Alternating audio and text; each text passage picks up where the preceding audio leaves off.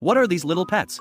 They look just like SpongeBob and his friends. And what are they doing in a place that looks like the Krusty Krab?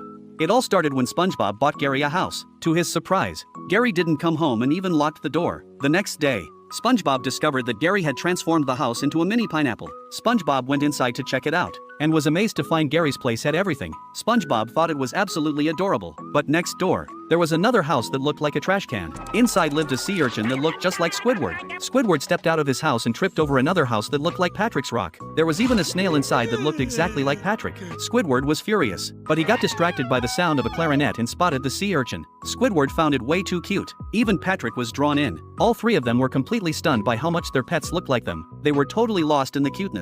And then, a whole different kind of show began. Mini Squidward still preferred a quiet, peaceful life, but the two goofballs, just like their real counterparts, loved tormenting Mini Squidward for fun. The real Squidward couldn't stand watching this. How could they bully his mini-me?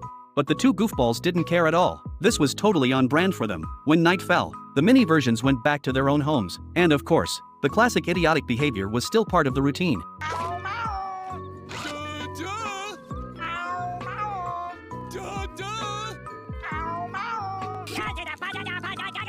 With all the nonsense from the two goofballs, Squidward couldn't sleep at all. The next morning, Patrick woke up with some weird hairdo. That's when Mr. Krabs stormed over. Furious, Squidward and SpongeBob hadn't shown up for work in 2 days. He'd been doing everything himself. And the Krusty Krab was a total disaster. SpongeBob explained they were watching a one-of-a-kind show, but Mr. Krabs didn't care at all. Just then, a sea slug that looked exactly like Mr. Krabs showed up to tell Gary to get to work. Its adorable appearance instantly melted Mr. Krabs' heart. He completely forgot about everything else. Mini Mr. Krabs angrily sent Gary off to work at the Krusty Krab. Then he turned around and smiled, melting all four goofballs' hearts. Inside the mini Krusty Krab, everything was a perfect 1:1 replica. The four of them sat around to watch the next performance. A few tiny buses slowly pulled up. A huge crowd of horsehair worms poured out. This was a recreation of the first SpongeBob episode where anchovies took over the Krusty Krab. Facing all these starving horsehair worms, SpongeBob was the one who saved the day in the original. Mini Mr. Krabs handed the invincible spatula to Gary. He wanted Gary to recreate SpongeBob's greatest moment. The four goofballs were super excited,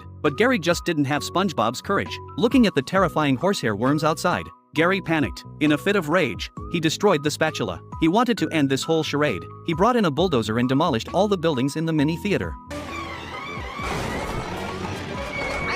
Then he tore off his SpongeBob costume and went back to being himself. It turns out nobody can live SpongeBob's life. Being yourself is the only way to truly be happy.